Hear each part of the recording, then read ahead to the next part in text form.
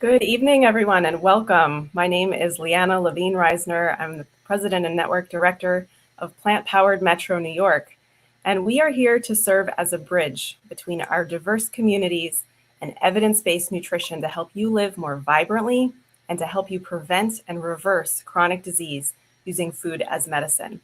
We hope that you'll learn so much tonight and make meaningful changes to your lifestyle.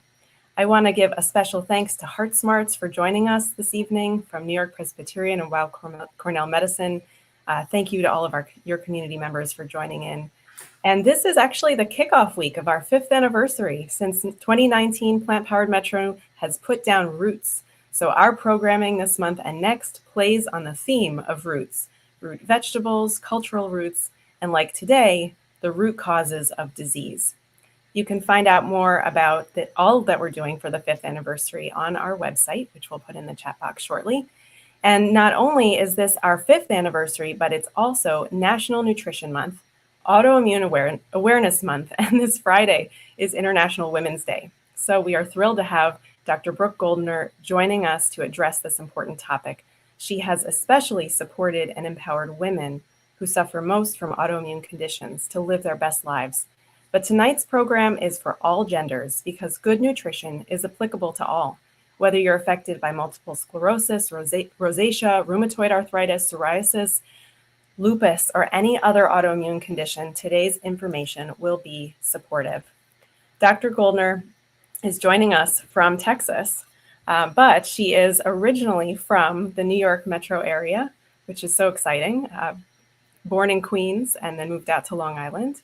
And she's also a board-certified physician known worldwide for developing a nutrition-based treatment for her own autoimmune disease, lupus, and applying her protocol to help so many others treat and reverse their conditions as well. She's a graduate of the Temple University School of Medicine. She was chief resident at UCLA Harbor Residency in Psychiatry and holds a certificate in plant-based nutrition from the T. Colin Campbell Center for Nutrition Studies. And she's also the author of Goodbye Lupus and a number of other books, which apparently my blurry screen is not allowing you to see. But you can learn more about her on her site. And of course, in our program tonight, I'm going to put some of the links in our comment feed so you can find her online. But welcome, Dr. Goldner. It is a privilege to have you with us. Oh, thank you so much. And I would add to that I'm actually one of the professors at the T. Colin Campbell Nutrition Studies class there. So I'm the autoimmune professor for his course. Fantastic. And that was such a wonderful instruction for me also in getting to know the field of plant-based nutrition. But for those of our listeners, our watchers who don't know you, would you please do us the honor of sharing your story of healing? And then we'll sort of dig into the how and the why and all of the pieces that will enable others to follow in your footsteps. Absolutely. And thanks for having me. It's so fun to get to talk to some New Yorkers again. I feel my accent just wanting to come back as I sit and listen to everyone went off. So I got made fun of when I moved from Pennsylvania, or moved from New York to Pennsylvania. They used to torment me about my accent. You know, they'd come up to me and go, tell me, say ball, say ball. And I go, bull, what? You know, so they trained me out of it. But, you know, give me enough time. Apparently, it can come back. But yeah, my whole family is from New York. They came through Ellis Island. My mom was on a boat through Ellis Island as refugees from World War II after the Holocaust. So big place in my heart for New York. But yes, I am in Texas now. So nice to see y'all. And and my story, you know, it starts back when I was a kid, actually. So long before I was an author or a doctor or a researcher, any of the things that I've been able to do, I was a sick kid. I started getting migraines when I was 14. They did tests. They couldn't figure out why, said it's the family thing, and gave me medicines for that. And then I started getting aches and pains, like joint pain in my shoulder and my knee. And then it started getting swollen. Went back to the doctor. Whenever I'd go to the doctor, it wasn't swollen anymore. You ever have that happen where something hurts and you go to the doctor and then it's not there? And then I started getting rashes as well. And then one day my parents saw me. I'd been out in the sun all day and I had a rash on my face. My joints were swollen. I had a migraine that was so bad I was throwing up. And they said, okay, we're going to the doctor. They called the doctor up and she told us to go to the hospital. We met her there and they ran all the tests and they finally realized that I had something called lupus. So lupus is an autoimmune disease where your immune system gets confused. And I'll tell you more about kind of how that happens, but it gets confused and it starts attacking your own body. So normally your immune system attacks your viruses and bacteria, right? Or if you get an injury, that you get inflammatory swelling, so your body can go and fix the damage. But with lupus and other autoimmune diseases, your body actually starts attacking its own tissue. And with lupus, it could be anywhere. So it was causing rashes. I had this, what they call butterfly rash across my face. I had roaming arthritis, migrating arthritis that would move throughout my body. And what they found when they ran the tests was I also was in kidney failure, and we didn't even know it. There was no symptom for the kidney failure. My kidneys didn't hurt. They were just silently dying. And so they had me get a kidney biopsy. So right away, now I'm going into surgery, getting a kidney biopsy.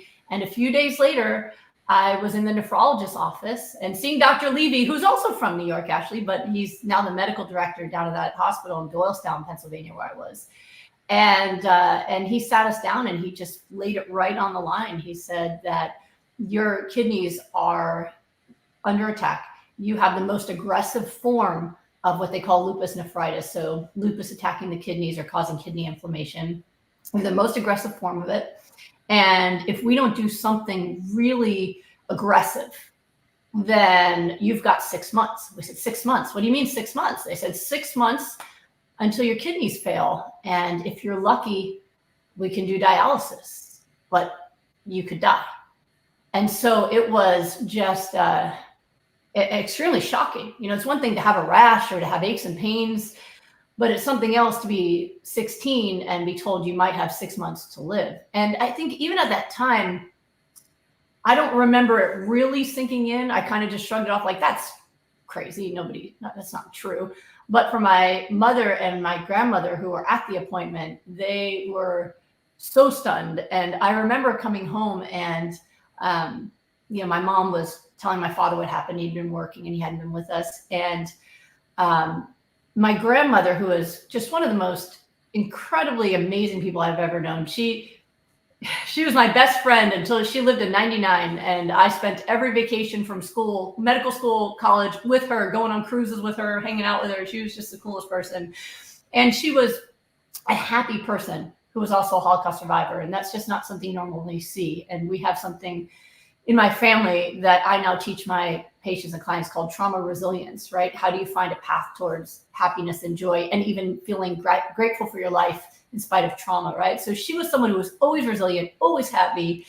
And I'd never seen her cry. Even when my grandfather passed away, I never saw her break down. But that night, she was on her knees crying and screaming to God to please take her and spare my life. And it was just, that traumatized me more in that moment than hearing the diagnosis, actually. That's what's burned into my memory more than anything else, was seeing her that way.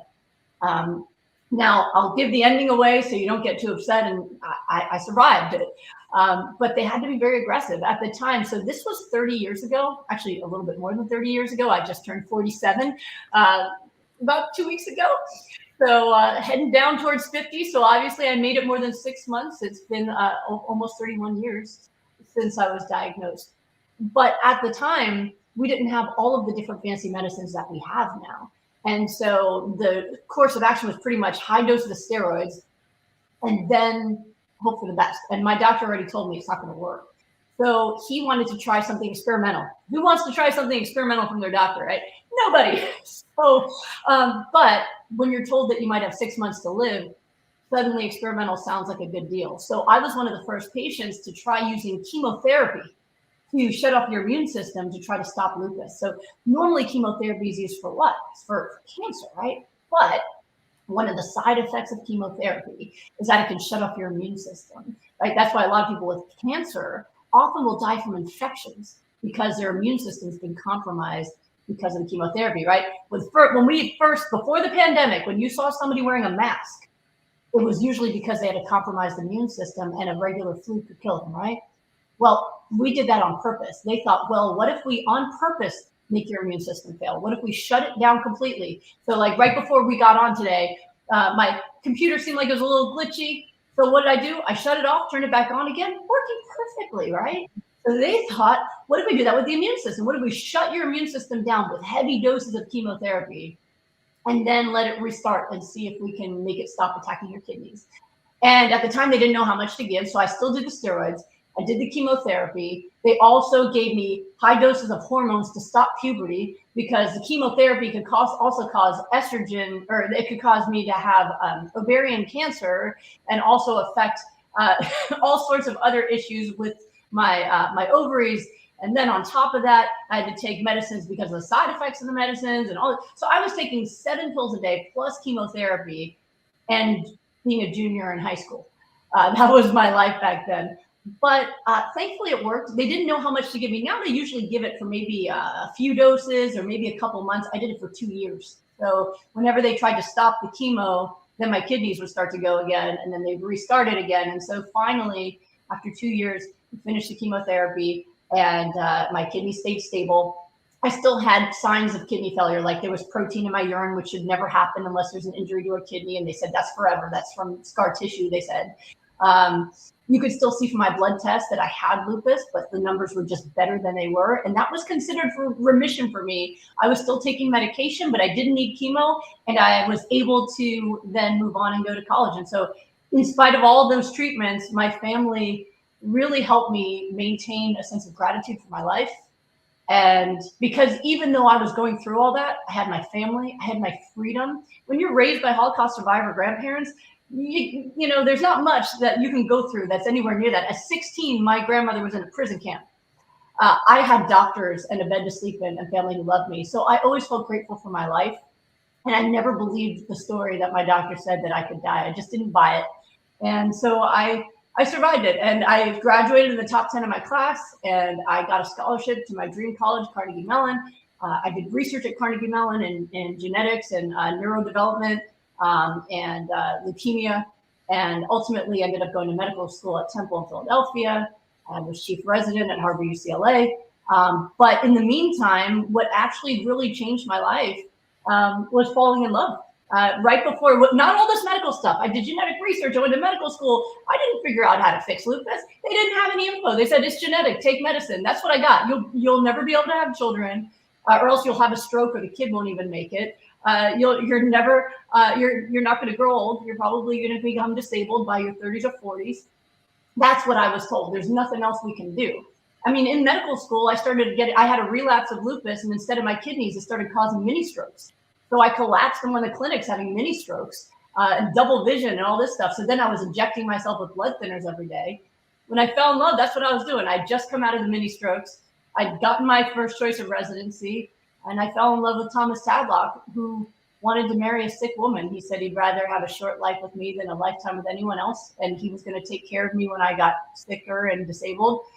And what changed it all was really his passion. My husband was a computer scientist at Carnegie Mellon, who then decided to get a master's in exercise science and health promotion, and realized there's no algorithms for human nutrition. And it made no sense to him. That why doesn't biology have eloquent algorithms to solve problems the way computer science does? And it's true. You ask a doctor or a scientist, what do humans eat? They have no idea. Ask them what a koala bear eats, they know. Ask them about a cow eats, they know. Ask them what a dog's supposed to eat, they know. Humans? I don't know. Biodiversity, high carb, low carb. We've forgotten. We don't know. So it drove him absolutely crazy. And so that was his dedication, was learning how nutrition affects metabolism. He wanted to know the best nutrition to be ripped full year round. It was for aesthetics. He wanted to have a six-pack all the time. So he wanted to know how do we burn fat and build muscle as effortlessly as possible by having the optimal nutrition for metabolism. That was what he wanted. And he did hack the code. He was going and training people for MTV. I don't even know if there is MTV anymore. This was 2003. But I asked him to train me for our wedding, and he adapted his program because at the time, while he knew that nourishment was necessary for metabolism, like the components that became the Goodbye Lupus protocol, high doses of raw cruciferous and omega-3s from flax and chia, and making sure you're getting adequate water intake for metabolism, all that.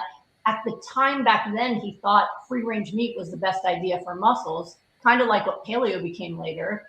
But I had been vegetarian since I was a kid, and because I loved animals, but I still ate dairy, eggs, and processed food all day long.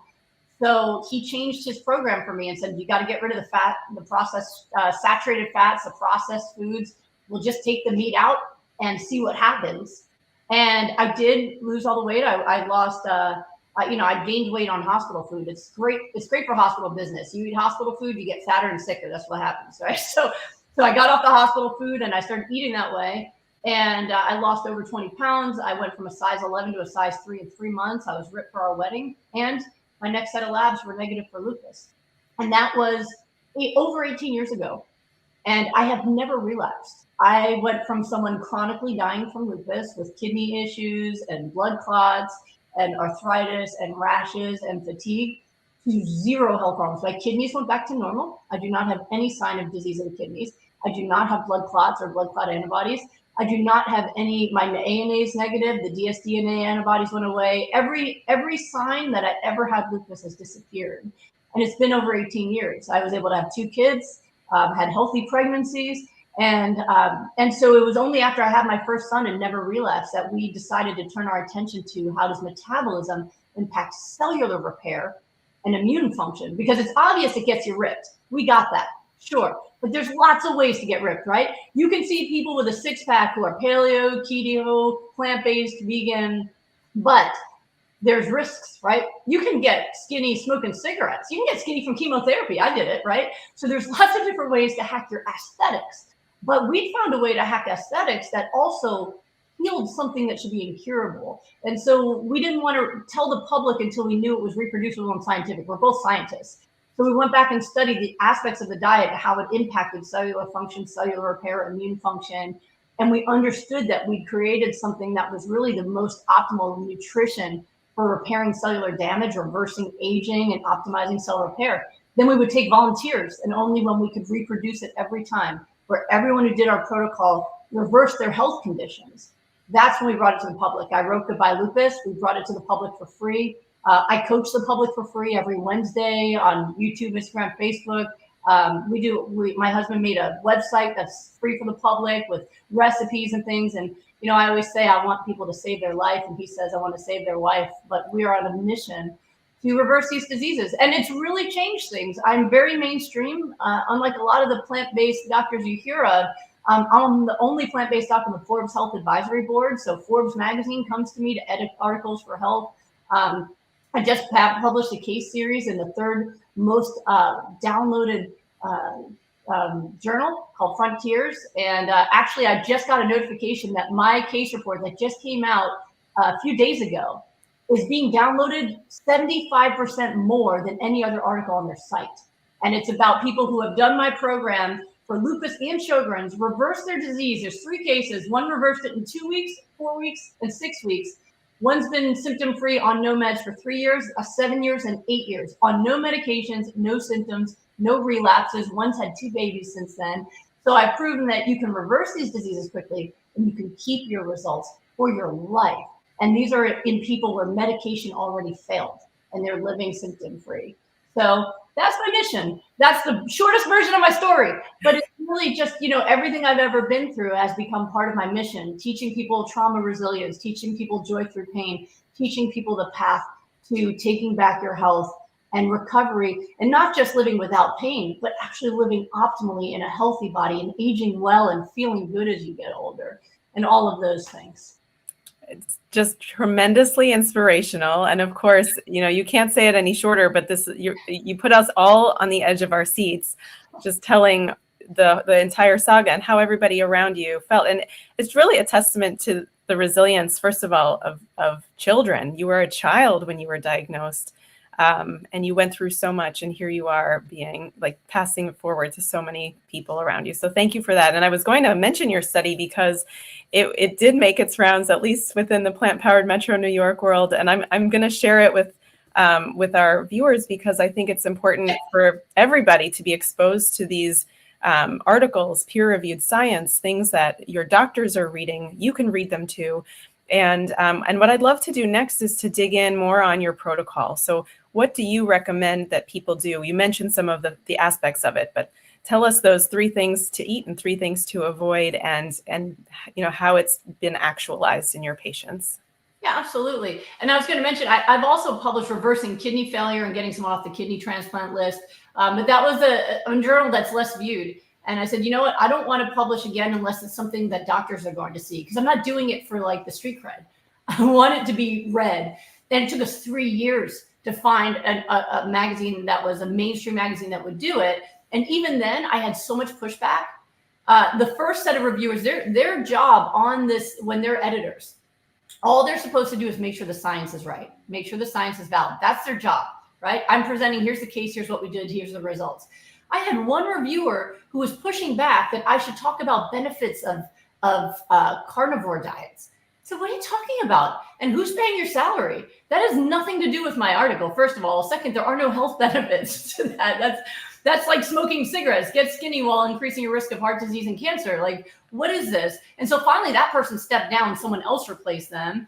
But even then they were concerned that all of these people got off their medicines.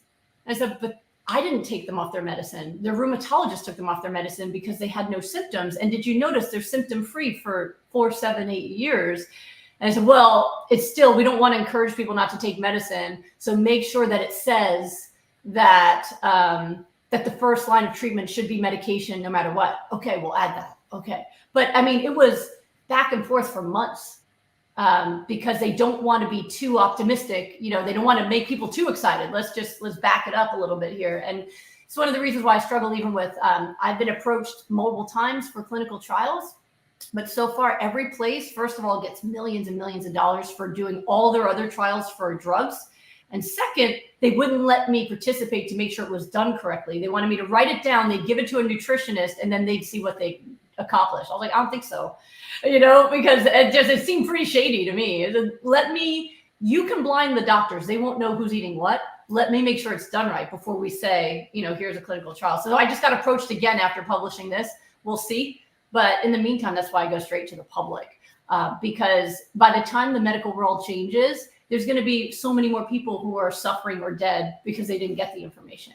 And I've helped thousands around the world, even with just my free information. So right now, by the way, if you're watching right now, my website is goodbyelupus.com. I have free classes there that are going right now. They'll be free until actually tomorrow afternoon. I always put them out there for bursts to push people. So I know human psychology. If it's up all the time, you'll say, oh, I'll watch it another time. I want you to go see it, right? So go see it. If you want to learn for about 5 hours from me, all the details about how nutrition affects your immune system and how it affects cellular function and see case studies, you can watch all that. But I'll give you the Cliff Notes version. Do they even have Cliff Notes anymore? Is it now you just go online and read Reddit or something? But anyway, the short version. AI, that's what it is. Welcome to my stream of consciousness. So the short version of it really is that there are foods that make you sicker and there's foods that make you healthy, right? When your immune system is healthy, then you should be able to fight infections. You should be able to recover from damage, right? There are things your immune system should be able to do. And what we have found, and what I was taught in medical school, is that as people get older, the immune system stops functioning as well. Kidney function goes down over time. Prostates get large over time. If a man lives long enough, he'll get prostate cancer. This is what I was taught in medical school, that this is just the aging process. But I've come to understand through the work that I do that this is the impact of poor nutrition over time, right? This is basically, here's what you have planted and here's the seeds that will grow from it. But yet I can work with people who are in their 80s, and my oldest client was 100, and they will reverse their kidney function back to the way it was when they were children. Kidney function goes back to normal, even when it's down 20 points. And they're not even seeing me for the kidneys. They're seeing me because they got aches and pains, right? Kidney function goes back to normal. Prostates will shrink. The prostate antibody or the prostate markers come down, PSA. I mean, it's all these signs of aging are really signs of abusing your body with nutrition. So it's either because you're eating things that make you sicker but usually you're not eating the things your body needs to repair itself. So even people who eat plant-based often are missing the nutrients that are necessary for cellular repair. And so they get better because they're not eating the bad stuff anymore, but they don't get all the way better. And that's because of what they're missing. And that's been one of my greatest contributions to really the understanding of nutrition and health, is about what cells require to reverse the impact of aging and malnourishment over time and injury, whether it's from viruses or autoimmune disease or anything else that's hurting you. And that's why it's also helpful across the board, whether you have diabetes or heart disease or you have autoimmune diseases, right? So with the things that make you sicker, some of them you probably already heard of, right? So when we talk about animal products, meat and dairy, definitely. Processed foods, definitely. Certain oils, not omega-3 oils like flaxseed oil, but most and many oils also do that. And I think it's really important to understand. So a lot of times the perspective you see, and I'm going to see if I can actually pull up a slide for you since we're talking about this. I'm going to try to see if I can pull it up for you. I should be able to. But it's really important to understand that it's not just what you've heard in terms of, there's a lot of data out there for heart disease. I'm sure if you're listening to stuff about plant-based, you know the impact on heart disease, you know the impact of fats on diabetes, right? But there's another part of it that's extremely important and that is often completely overlooked, and that's the impact of what you eat on your immune system. And your immune system is really the key player that's going to, one, fight things like COVID, right? Two, let you allow the cellular repair that you need. But it also is what prevents things like cancer, right? Your immune system is supposed to identify and destroy cancer cells. And so what you are eating is extremely important for all of this, and in terms of damage, but also in terms of prevention. All right, here we go. I found it. I'm going to go to the slide, and that way I can show it to you, because I think this part is really important when it comes to understanding really the impact. Because a lot of times people are like, well, if I don't have heart disease, right, then maybe it's not really a big deal. All right, here we go. So I'm going to show you how animal products actually create the problem. So let me go into my slide and let's play from current slide. And then I'm going to share my screen, and I think we're going to do it. Okay. So I actually just made this slideshow for, I was supposed to be the keynote speaker for Kaiser Permanente's wellness group. They had 1,100 people coming, and I was very excited because I love teaching doctors. But then what happened was a blizzard in California. So now it's kind of temporarily at least not happening. All right, let me see. For some reason, it doesn't want to give me this one. I can show you the lab test. Let's see. All right, I thought I could do it, but I'm having oh, here we go. Let me try window. Aha, window. I think I did it. Let's see. Oh, boo. All right, no, it's see, this is why you want to test slides. All right, I'm going to tell it to you this way. I'm going to act it out. The details are in my, they're in my free class at goodbyelupus.com. They're in my book, Goodbye Lupus. But here's what you need to understand. So we're going to start, I'm going to show you this way, right? So whenever you eat animal products, meat and dairy, whenever you eat oils, they are a huge supplier, eggs as well, huge supplier of something called arachidonic acid, right? So arachidonic acid is here, right? This is the precursor to your inflammatory immune system, right? So it comes down and it creates leukotriene B4, thromboxane E2, prostaglandin E2, whatever. You don't need to memorize those. But these are very important inflammatory mediators, and they're necessary for our bodies to function properly. You're supposed to have an inflammatory immune system. That's what attacks the cancer cells. That's what attacks your viruses and bacteria, right? But when you overdo the intake of arachidonic acid, what happens is it starts churning it out. So it's coming in here and it's churning out these inflammatory immune cells. And what happens is that if you increase it, first of all, you increase all the enzymes that digest it. And those enzymes then create more of these inflammatory markers, right? So basically, it's like if you're baking a cake and we just keep adding more ingredients, right? You're going to make more cake. But this cake is inflammatory, right? So now, instead of just using your inflammatory immune system when you need it, it should stay very calm normally. And then when you get an infection, it finds something that it needs to attack. Boom, it shoots up production of those inflammatory immune cells, and then they come back down. But there's nothing to stop it from churning out immune cells if you keep feeding it. So when you feed it eggs and dairy and meat and all those oils, then what happens is you increase the growth of abnormal cells, right? So maybe you have damage, maybe you get a cut. Part of your inflammatory immune response will be to create new cells to heal that cut, right? But what if you're getting too much cell growth? What is that? That's cancer.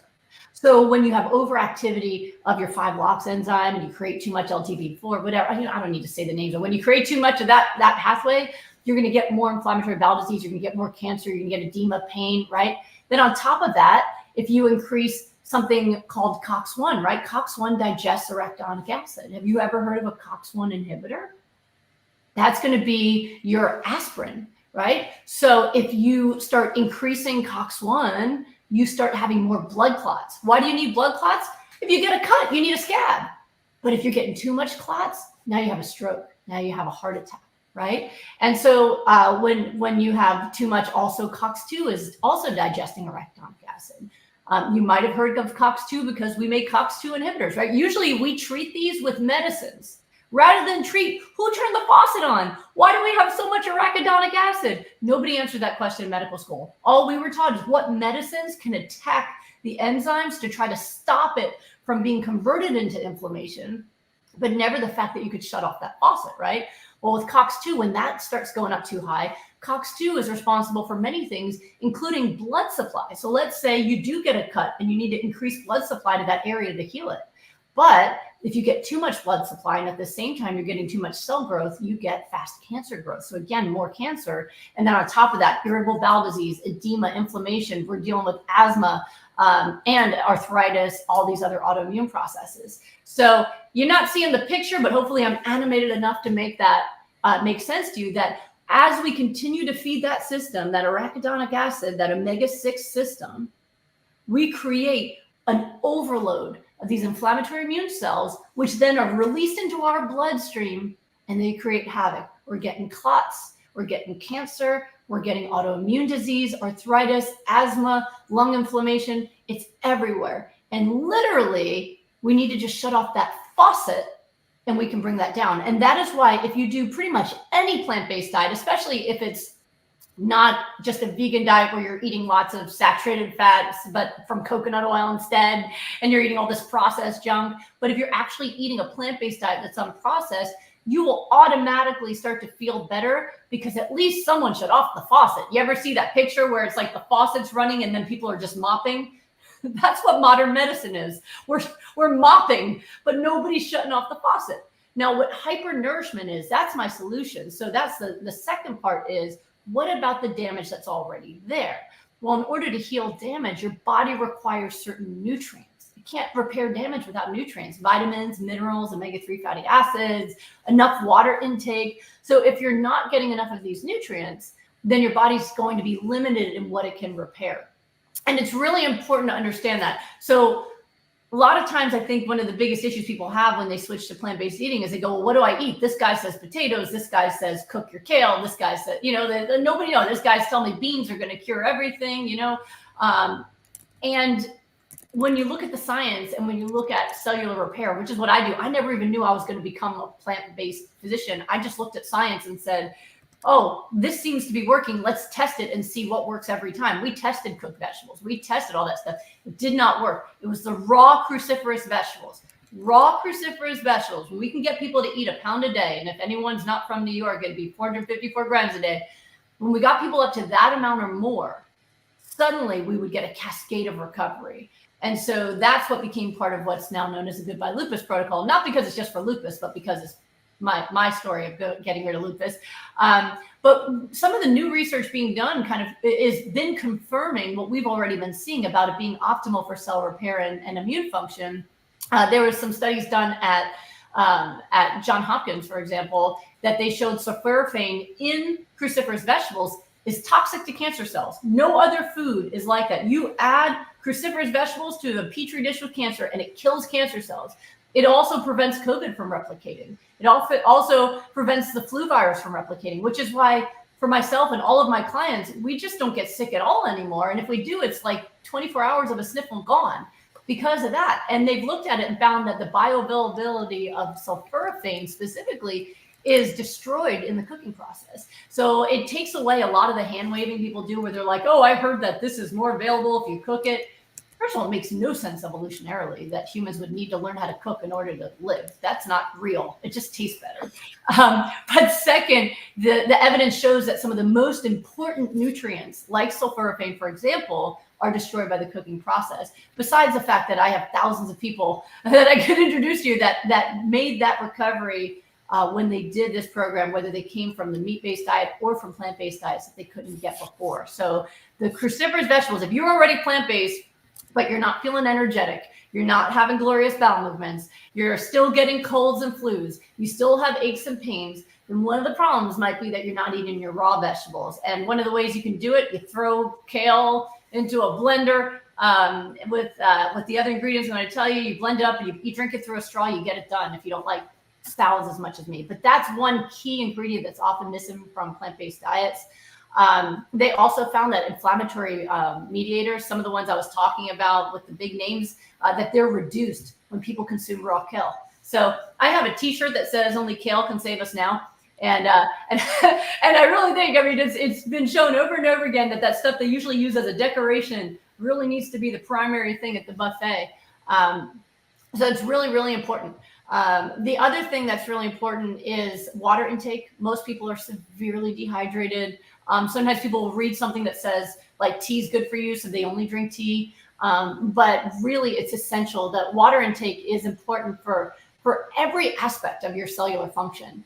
And not just in recovery, but in cell function in general. Even mild dehydration has acute effects, immediate effects on wellness, cognitive function, memory, mental performance. It's also dehydration is the leading cause of headaches, constipation, and slow metabolism.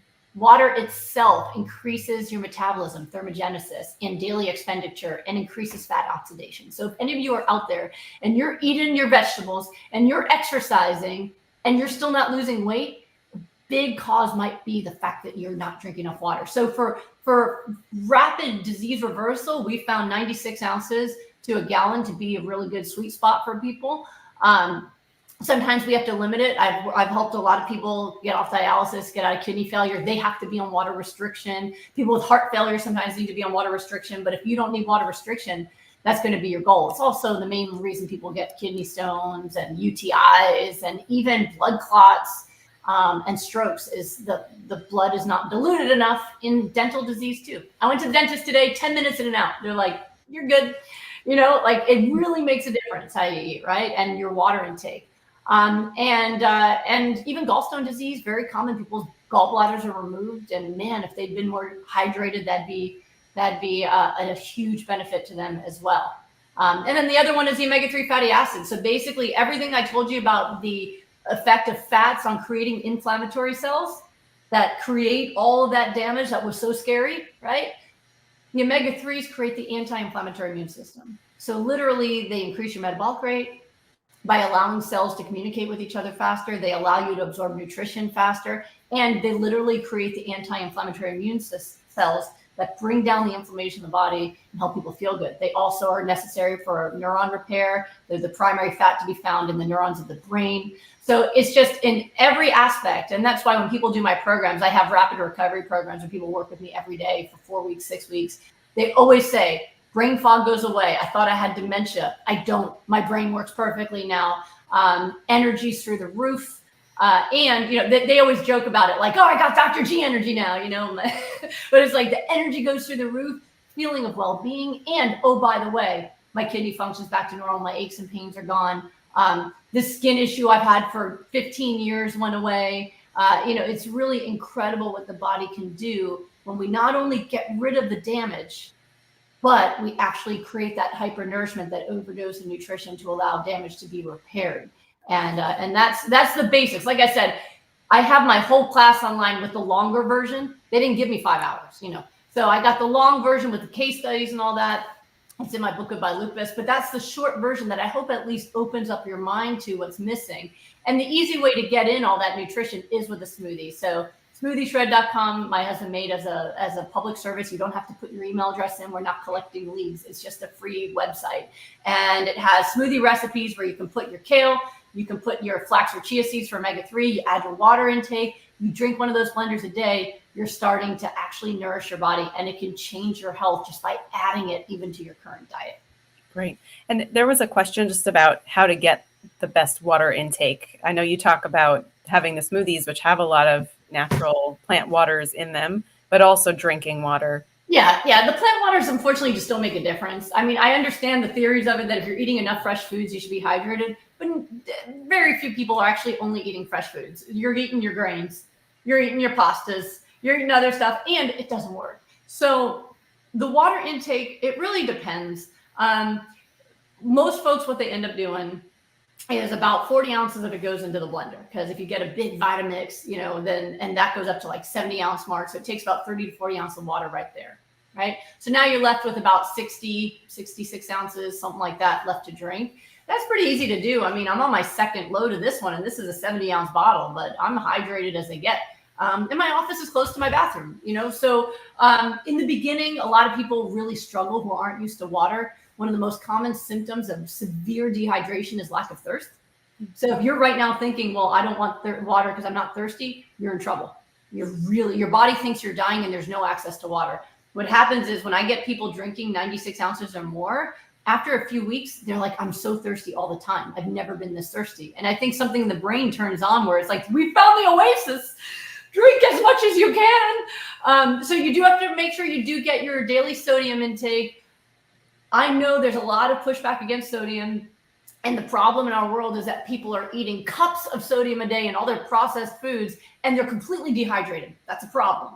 But if you're drinking a gallon of water a day, the daily allowance of sodium is a teaspoon. It includes, if you're using iodized salt, you get your daily allowance of iodine too, but you get your sodium that you need.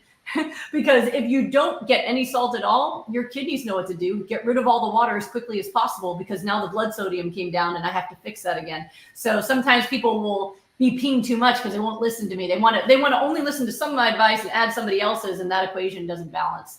You got to kind of go all the way in there. But yeah, typically what I say, if you're not used to drinking water, or you're someone who kind of has to pee too often, maybe you've had a lot of kids, then what I find best is set an alarm for every 2 hours. Every 2 hours, drink down a cup, and that way you consolidate the urine instead of sipping and dripping. And that usually helps. Stop drinking a few hours before bed, but you got to find a way to get it in. In the beginning, it seems weird and intrusive. And then once the thirst hit, you don't have to think about it anymore. Like I don't think about it. I'm just thirsty. But I went overnight from drinking nothing but Diet Coke and coffee. I was a medical student, Diet Coke and coffee, overnight, gallon of water a day.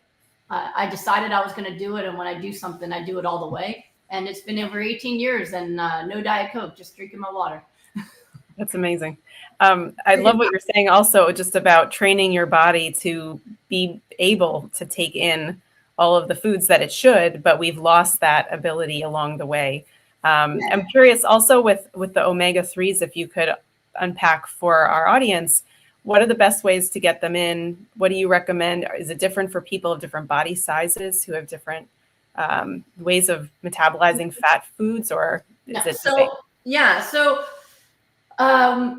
it's really important to understand that omega-3s specifically have nothing to do with, well, let me say it in a different way.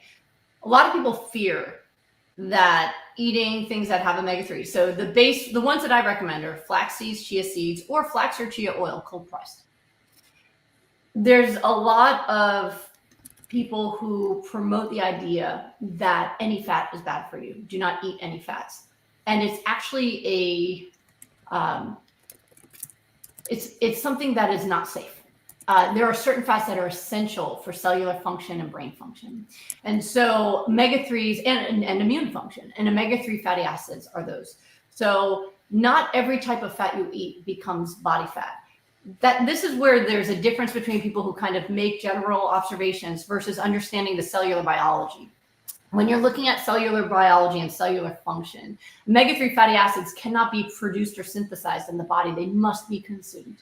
And the ratio of omega-6, which is coming from, again, all of the meats and dairy and oils, but also are higher in things like nuts and seeds, which are perfectly healthy to eat, that the ratio, that those are super high levels of omega-6. So if you never eat omega-3 fatty acids or barely eat any, and you're getting a lot of omega-6, the ratio of those are going to be off balance. There was a study done over 20 years ago where they found that the average American had maybe a 40-to-1 range or ratio, right? Now, the ratio for health is supposed to be somewhere between 9-to-1 or 1-to-1. I have seen people who are 200-to-1 or worse, right? So you can create inflammation all day long, but have no ability to repair damage. Omega-3 fatty acids do not have the capability to become body fat. You can have 20,000 calories of flax and chia seeds. I don't think you could get it on your stomach, but just hear me out. You could have 20,000 calories from flax and chia seeds and you won't get an ounce. In fact, your metabolism will rev up and you'll burn fat faster and you'll build muscle faster because they create metabolism and the excess will come out in your poop. But it's very important to understand these are essential for cellular function, cellular communication, immune function, brain function, neurological function. And if you are starved of them long enough, you will have decreases in metabolism and brain function and immune function. And that can be devastating. And so most of the time when I see people who are already plant-based, who are not feeling well or not reversing their disease, they're terrified of adding the fat from the omega-3. They don't know about the water intake. They're just kind of hedging, because they've heard too many things that scare them. This is what I do all day, every day, is help people recover from these diseases. So the omega-3 fatty acids, the flax seeds, chia seeds, or you can use cold pressed flaxseed oil and chia seed oil. It is good for the heart. I've tested it. I had somebody who was in heart failure whose doctor said, come say goodbye, because she had already had 40 heart attacks minimum. all these little heart attacks. She'd had stents. She'd had so many procedures, and her son went to say goodbye, but I had just healed his wife of lupus, and he took the blender with him to the hospital. And the cardiologist said, she can't come back from this. Mm-hmm. And he gave her nothing but my smoothie. And in 5 days, she walked out of that hospital, and she is still alive and healthy today. And she no longer has chest pain. She doesn't have high blood sugar anymore. She lost all the weight, and she's healthy with her grandkids. Mm-hmm. So it doesn't hurt the heart. It doesn't create diabetes. This is a specific type of fat that is essential for your health and your immune function. And so I really want to drive that home, that if you are not consuming that, it's only going to be at a disadvantage for you because you cannot synthesize it, right? Now, what do I use? So flax or chia seeds, if you are already healthy, a handful a day is fine. Just make sure it's chewed up somehow so you can throw it into your blender with your smoothie. That's why we like the smoothies. It's an easy way to get everything in. If you're sick, I usually start with a half cup a day.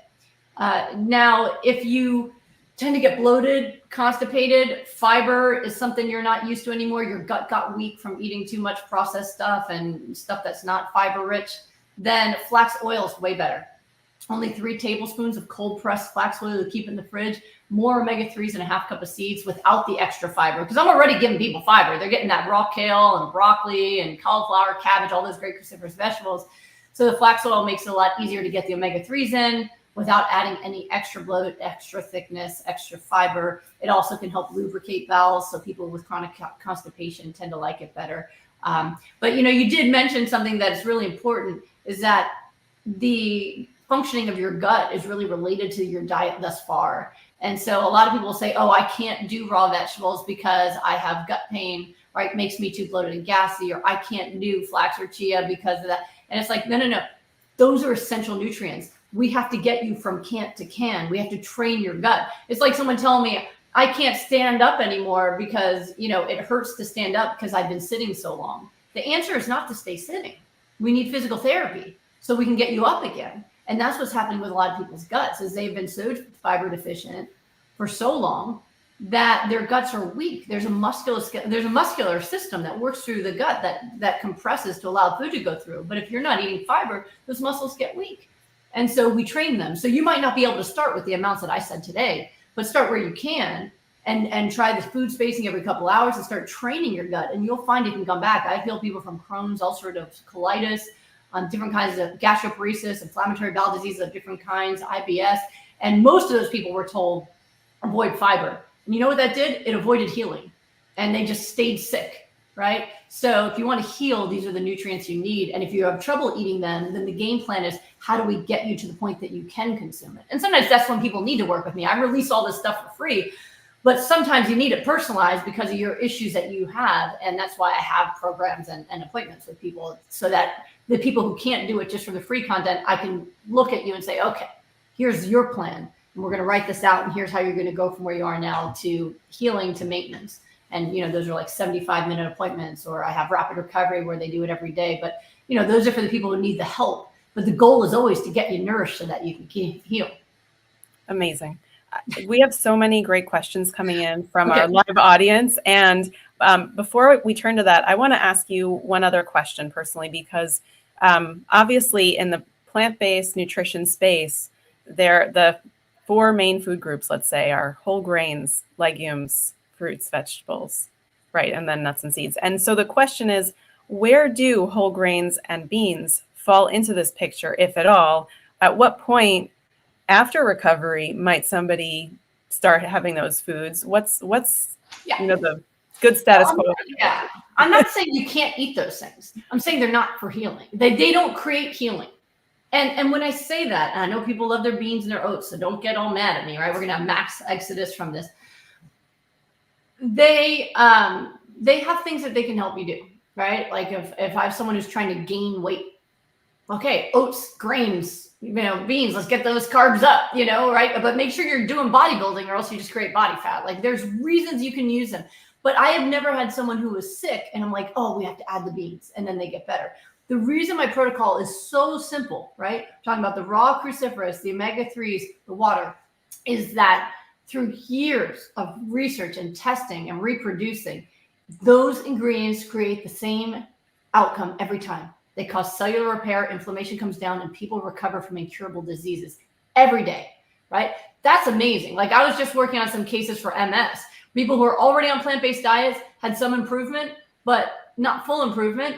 Come and see me. There's one lady who follows me that she added my smoothies to her plant-based diet that already had, beans and grains, and her vision came back. Though she was blind in one eye and her vision came back. I have people who on plant-based diets have less symptoms, but no changes on their MRI. They do my rapid recovery group, and in 6 weeks, their most recent lesion is gone off their MRI. So when I'm talking about using these nutrients, I'm talking about results. I only teach results. I lived so much of my life as a sick person. I do not mess around when it comes to results. And I'm not going to hand wave and make up ideas about, well, it seems like people who eat this. It has to be reproducible every time, or I don't teach it. And if I don't have results in that, I say I don't know. I don't make it up. And I think that's one of the biggest problems we see, is that there are many people out there who are experts at something, and then when you ask them a question, they give you their theory and then act as if they know it. And then that's not true. And it hurts people. So I will only say what I can speak to, okay, is that you do not require grains or beans to reverse disease. And there are many people who eat those things who then can just add my nourishment, and that will work, right? So if you're already eating a plant-based diet and you enjoy those things, and you add the hyper-nourishment, you add smoothies and salads, I'm saying start your meal with your nourishment, right? So you start with the nourishment first, because that's for your cells and your immune system, and you add the other stuff because it's fun and delicious, right? That works pretty well. And there are some people who do not get the full disease reversal until I put them on what I call my Goodbye Lupus protocol, right? Where the only foods you eat are the foods for cellular repair until the symptoms are gone, right? So we really focus on raw vegetables, some raw fruits, the flax and chia, the water intake. We do that. That's the emergency protocol. And when their symptoms are gone, then you add back in beans and grains and things, and people tend to be able to add all that back and maintain their health as long as they keep up their nourishment. So we have definitely had many cases where people couldn't reverse their disease fully until they took the cooked stuff out. But we've never, ever had the opposite. And I've had over almost 5,000 people now just do rapid recovery with me. It's never been the case that bringing cooked food back reverse the disease. Always the opposite. So if you're generally healthy, I eat quinoa. I love tofu, beans. Well, okay, chickpeas. I love my chickpeas, right? So I eat those things, but they're not the mainstay of my diet. They are the flavor, right? So every day I drink my smoothies all day while I'm working. I drink my water. At dinner time, I eat huge salads, but I'll put some beans on my salad, or I'll have some vegetable soup with it, or some tofu and quinoa on the side. But it's like, it's my side. Whereas most people do the opposite. Big bowl of like beans and rice and all that stuff, and then maybe a little salad on the side. So that's what the results show. Hopefully That's that makes great. sense. Yeah. And I think it also helps to debunk a little bit of the myth around protein also, that these foods are not only are they enough for us, but they are so healing for us. So that's really remarkable. Yeah, and it's beyond that, right? So I've worked with a lot of people in kidney failure. Their blood protein goes down because they're losing protein through holes in their kidney and their urine, which shouldn't happen if in a healthy kidney. And so a lot of people can be their blood protein levels low. It can be low because of kidney failure, and it also can be low from inflammation. And their doctors will tell them, "Oh no, you can't eat a raw diet. You're going to die of protein deficiency." And their protein goes up. It goes up because they're healthier.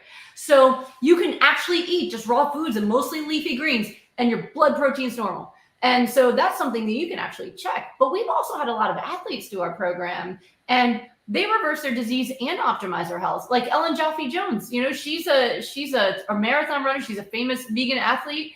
And she wrote the foreword to my book, Goodbye Autoimmune Disease, because she's been plant-based for a long time. And she got psoriasis a few years ago. And she was freaking out. How can I have psoriasis? I've been plant-based. I've been doing food demos for, I forget who, one of the plant-based doctors that teaches only cook stuff. She got psoriasis. So thankfully, she knows Dr. Kahn, Joel Kahn. So he texted me a 3-way text, fix her. I love people from the Northeast. Right? Just fix her. So, okay. 2 weeks on the Goodbye Lupus protocol and raw foods, the psoriasis went away. So she was eating cooked foods like crazy, and it was fueling her runs, and she felt fine, and she got autoimmune disease. She got it later than she would have had she not been plant-based. I'm sure she would have had it decades ago had she not already been plant-based, but without adding the nourishment, it wasn't enough. And so she loves it, and it made a big difference. And on top of that, she lost the stubborn belly fat she said that she had never been able to lose with all of her running, and her running times got faster. My husband just finished private rapid recovery with a professional rock climber athlete, and she did nothing but our raw foods. We had to raise a dose for her because she works out 5 hours a day. You know how much raw vegetables that takes? A lot. We got that dosage up. She had her biggest symptom of lupus was no energy through the roof, and was breaking her own personal records in rock climbing. So we've seen athletes eating this, and they just become even better athletes. So it totally debunks this idea that somehow you need to focus on protein and wait, what about my beans? What about this? You don't need to do that. You just need to eat enough of the right foods, and your body can reverse disease and optimize performance. Aging too. You ever see some folks in person that you've been seeing online, and you're like, oh, they don't look quite the same. They look a little pale. They look, my coloring, this is all beta carotene. I look like I have a tan all year round. It's just beta carotene from all my kale. But it's just one of those things where when you're healthy, you can see it in people, and I've been backstage where I know all the top folks. I've been backstage with people who literally are laying down because they're so exhausted. And because they had a flight. I'm like this till I go to sleep. I'm nourished, That's great. Yeah. So, and I want to let our audience know we're going to go on beyond the hour because I do want to get to your questions, and I think we've got. Okay, let's rapid fire them. I'll stop. No, it's great. I get excited, and I start teaching, and I'll bring this is exactly what we need. We want that energy. It's going to rub off on all of us, and I think that a few of them we've hit them already. For example. Is the protocol good for heart disease and heart failure? Yes. Is it good for MS? Is it good for eczema? Yes. All of these things. You're not talking just about autoimmune disease. You're talking about healing the cells. And this is, I think, in one fell swoop, we've got it all. Lupus and rashes. I never wear foundation. I want people to see my skin. I do not use filters. All right. This is just me. If I come close on you, see my freckles. All right. Your health comes through your skin. In fact, your skin's the only organ you can see. And I think it's so that we know when something's wrong, right? Like it's the only, I couldn't see my kidneys, but the rash took me to the ER, or that my dad was like, whoa, something's wrong, So yes, eczema, all sorts of different skin conditions. I just had a lady who did my program for arthritis, texted me pictures that her melasma, the staining of her cheeks from pregnancy, went away. That's the second person I've seen with melasma that went away. Medicine, we don't know how to treat it. You have to put chemicals on the skin to try to remove it.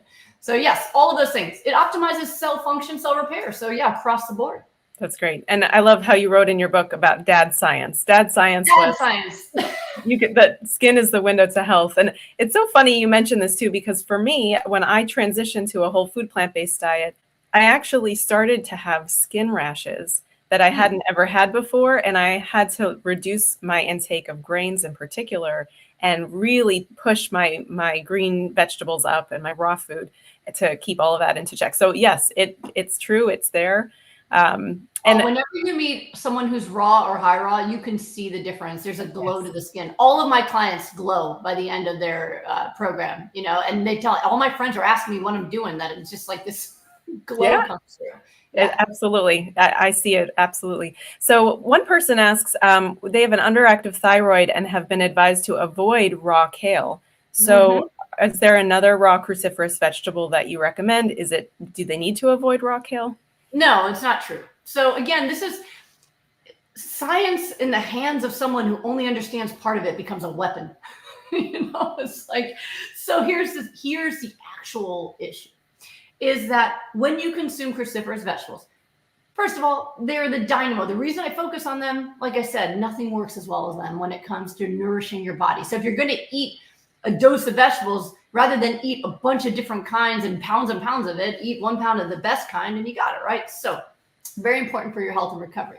Now, when you eat them, one of the things that is true is that it can interfere with some of the absorption of iodine in your diet. So because of that, there's this blanket statement that's been made by some folks that really, and then, it gets perpetuated. Once one person says it, it becomes a meme or something, that somehow cruciferous vegetables are bad for your thyroid. That's 100% not the case. I reversed both Hashimoto's, low thyroid, and Graves' disease using my protocol. Graves' disease, where someone's eyeball was rotated back to normal position again. That doesn't even happen with medicines. He posted pictures of it in our free Facebook group. It rotated back and went back in, right? Just with nutrition. He refused to take medicines, right? Same with low thyroid. So how is that possible if cruciferous is bad for the thyroid? It's not bad for the thyroid. What you do need to do is make sure that you have your iodine, but separately from your cruciferous. That's all. So if you have low thyroid, 300 micrograms a day is what's been studied to be optimal.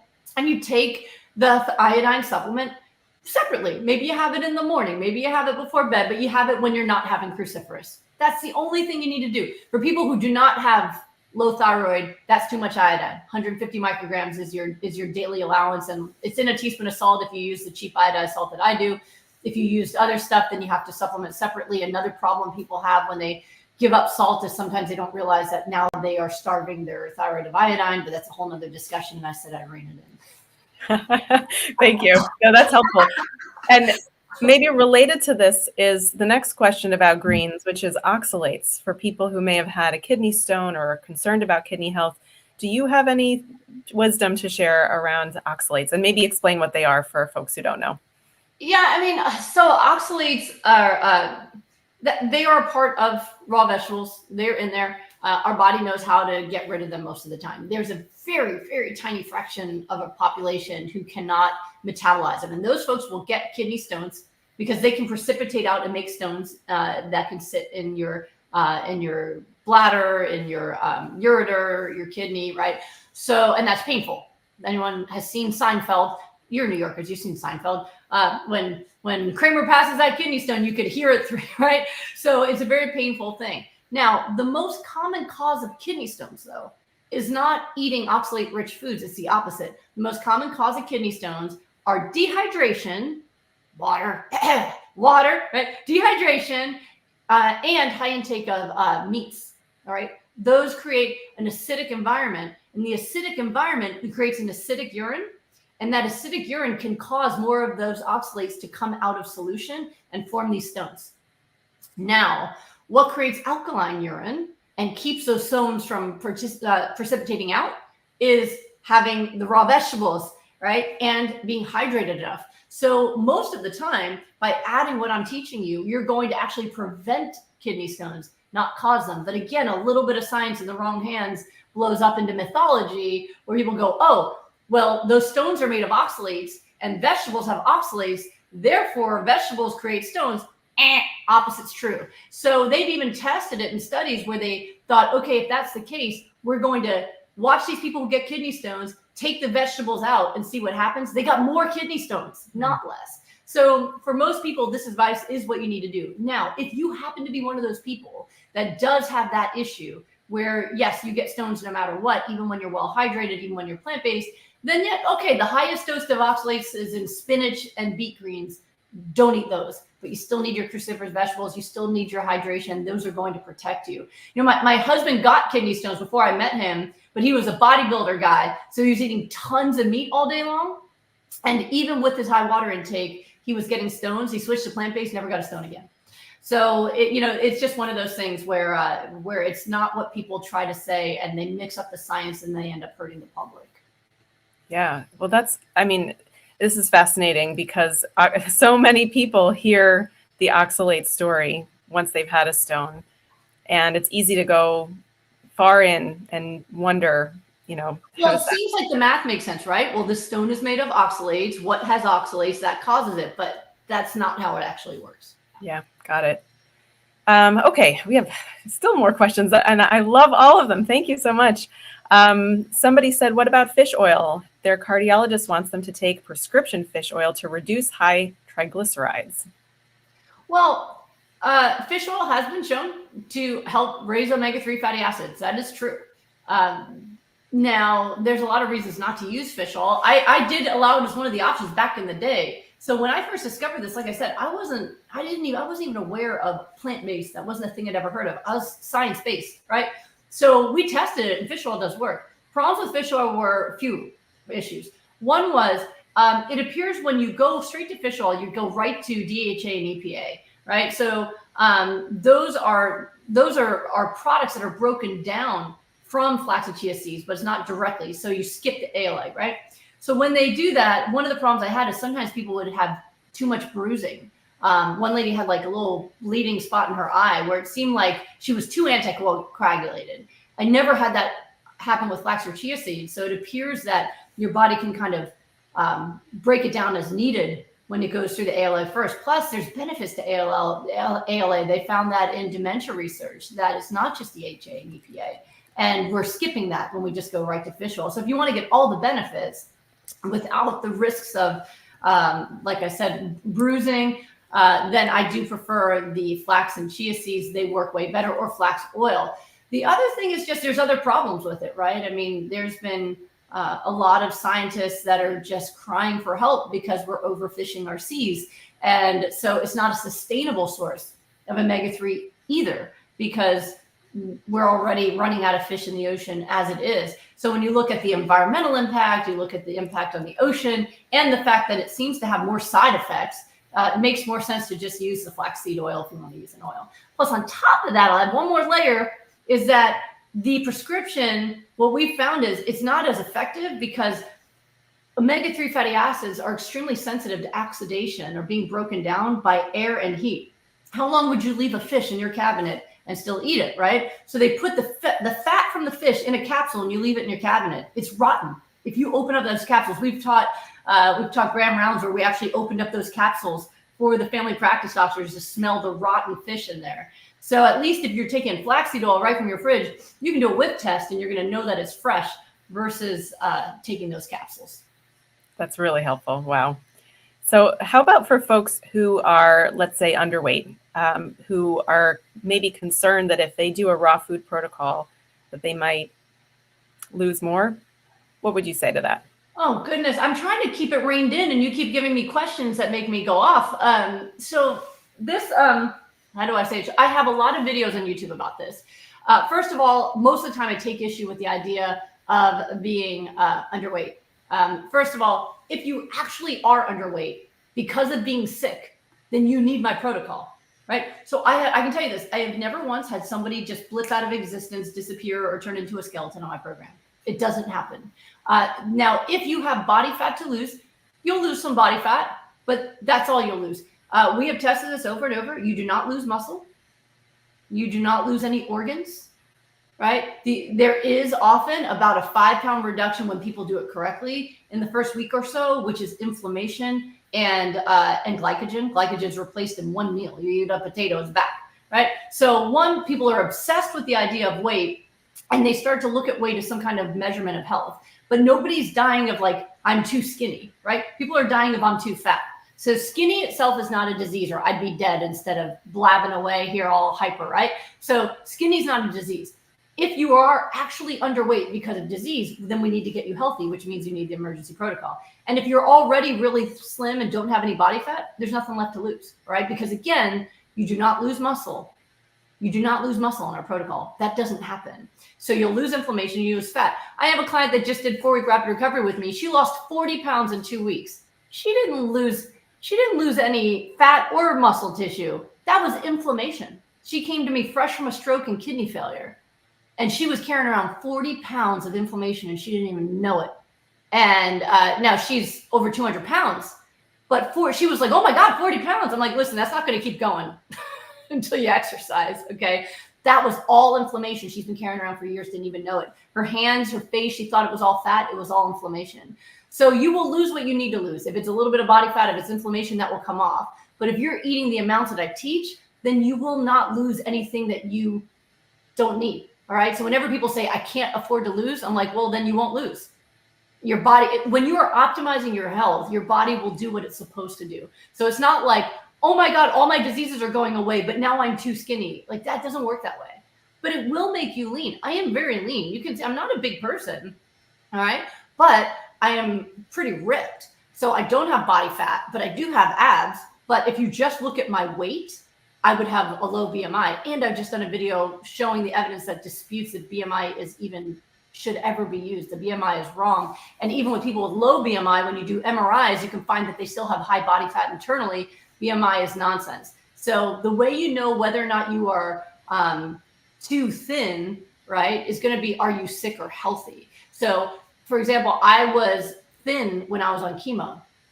And I was under 100, I'm 5'9". I didn't even hit 100 pounds until after I stopped chemotherapy. So I was skinny because I was sick on chemotherapy, right? Now, I'm heavier than I was then, but not like tons heavier. And I'm thin, but I have no disease at all. And I'm healthy and happy and like full of life. So being thin is not the disease, all right? And we got to stop focusing on it. If you're saying you need my emergency protocol, then you are sick. So let's get you healthy. Putting on weight is easy. Once you are done with healing, if you want a round booty, good. Do my husband's book, Miracle Metabolism. We'll put you on a healthier way to gain weight, do some squats, and let's put the booty back. But that is secondary. That's aesthetics. That has nothing to do with your health, okay? Human bodies are naturally supposed to be long and lean. We are designed for distance. We are one of the, we can do the longest distance walking of any creature on the planet. How are we supposed to be built for distance if we are not supposed to be light, right? When you see people who are panting, trying to walk upstairs, it's because they're obese, all right? So we have to separate that out. Your weight and your health, those are different things. Your healthy weight is your weight when you're healthy. Got it. Amazing. Okay, so I want to ask 2 more questions for you. Okay. One is, I wish I could ask all of these questions. Sorry, everybody.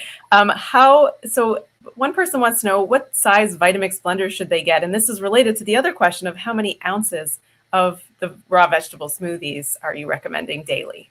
So with Vitamix, they're all good. So it really depends on which one you like. They've got really fancy ones that you can use phone apps for, and then they've got old ones. They all work well. I have one Vitamix that's older than my oldest son, and he's 15, and it still works perfectly. Okay, and it has the kind you turn it, right? I like the big one because you can put all of your veggies in, and then you just drink that by the end of the day, and you're nourished, right? So for people who are like, I don't like raw vegetables, you can do it that way. So the bigger one is easier to get. Like if you wanted to eat a pound of veggies a day and get it all in through smoothies, you could do it that way. And you could just blend that down. It's going to be about 70 ounces. So about this much. And you could split that up throughout the day, right? One with breakfast, lunch, dinner, you get it done, right? So I don't care about the size of the smoothie though. Sometimes people really obsess about like, well, it's 64 ounces of smoothie do I have to drink or 30 ounces? I don't care. Some people will put in like 20 ounces of greens into 40 ounces of smoothie because they keep blending it down. And other people only put 8 ounces of greens in because they like it sweeter.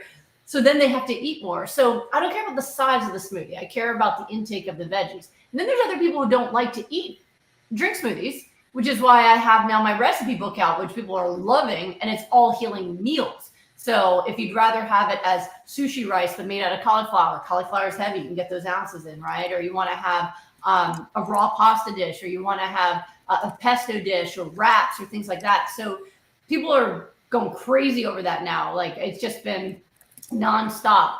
People getting that book and posting pictures of their food from that book and being really excited about it. So apparently a lot of people were looking for something other than smoothies. But smoothies to me just make it easy. When I'm working all day, I'm on Zoom talking all day. So the smoothies just make it easy. But you don't have to do it that way. So Vitamix, most people like to have a big one. It's easier to do it. You can make some for you. You can make some for your family. I use it for everything. I use it for dressings. But if you have a small kitchen or you just would rather have a small one, they do have ones that are, I think there's a 32 ounce as well, the Vitamix one. I'm not paid by Vitamix. I just really like their product. Or like I said, you could literally grab a bag of broccoli from the store and a thing of guacamole and eat it that way. That's what I did when I was healing because I didn't know about smoothies. Or you can make something that's like a nicer meal. Like in my my recipe book, Goodbye Lupus, Hello Delicious, I've got tons of recipes. So it doesn't matter. Whichever way, you can do some from A, some from B, some from C, whichever is going to make you actually do it is the right choice. That's great. So Hello Delicious is the name of the book for those who are watching. Hello Delicious. Great. Excellent.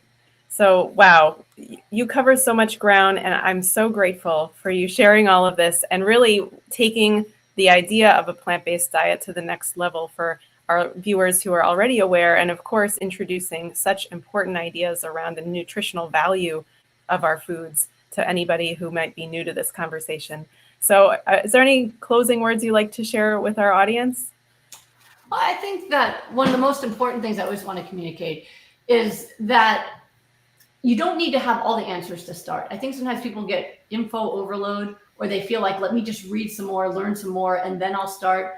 The most important thing you do is that you actually start. And I really like to make things simple, even though I will dive around into the science and swim in it, because for me, that's really fun. But I try to make the protocols and what to do simple, right? You can literally make a blender with your kale and your fruit and your flax or chia seeds, and then add that to your current diet. Just drink a cup of that with each meal, and you're getting nourishment done. It doesn't need to be complicated, but you just need to start. So I just see so many people who kind of keep going and keep learning, and they feel like they're doing stuff, but they're not. They're just learning, right? So start taking the action, and you can then, as you go, start to get better at it, right? So you just start, and it's going to make a difference. I think people often struggle too with their goals and their motivation, and that's actually the biggest part of my work. I share my protocols for free. They're very simple, but following them can be hard. And that's because people require motivation and overcoming their addictions, overcoming their self-esteem issues with being weird about ordering something different or saying no to grandma. All these different things come up that get in people's way. And so it's important also to address those things. That's the work that I do with people every day. But whether you're doing that with me or someone else, you've got to find a path through those obstacles to get to your health, because people need you here. You have a gift you're born to give, and you got to be healthy to give it. Beautiful. Oh, it's so true. Thank you. And you have given us such a gift tonight. So thank you so much for joining us. Thank you for sharing your gorgeous flowers. You tend to those orchids really well. I try to do that myself. And to all of our viewers this evening, and for anybody who may watch the replay, I want to thank you all for being here, and just send our greatest thanks to Dr. Goldner for her time and her amazing expertise. And as she says, testing it over and over again, making sure that the science holds before sharing something that honestly sounds to other people like it really couldn't be true. But in a world where we really need hope, this is the best we can get. This is an incredible way forward. It's a way to eat that's in alignment with what our bodies need, with what our communities need and our families need from us, and it's in alignment with what our earth needs. So what better way can we celebrate ourselves than by taking on these great ideas and turning them into practice? So as we close, I want to also draw your attention, well, first to thank all the folks behind the scenes who have made today's program happen, especially to Karina Pierce, who has helped to organize this webinar, and to Rob Klein, who's behind the scenes, making sure our tech runs smoothly, to Jim Spellos and our communications team, and everybody at Plant Powered Metro New York and our network, who I see some of you joining us tonight. Thank you for being here and for sharing all of your talents with our community. Our 5th anniversary is well underway, and so I really encourage you to join us for many more opportunities to learn, eat together, celebrate together, You can find that information on our website at the link that I'm sharing in the comments at plantpoweredmetrony.org/5th anniversary. And really coming up next, tomorrow we're going to be kicking off a weekly series on YouTube. Join us at 12:30 p.m. Eastern every Wednesday in the month of March, and you'll see a Roots Live cooking demo featuring root vegetables and the theme of our 5th anniversary. And the next big thing we're going to be doing online is our Nourish Your Mind series, focusing on brain health and nutrition. So we'll be kicking that off on Friday, March 15th, with Dr. John Duda coming on, along with Dr. Rachel Dolan from the Michael J. Fox Foundation, in conversation about Parkinson's disease and nutrition. We really hope you'll come and join us, and then come back as we talk about Alzheimer's disease and meal prep and shopping to eat for cognitive health. So there's information about that also in the comments, plantpoweredmetrony.org/nourish-your/mind. And so with that, I want to thank you all and wish you great health, a lot of nourishment.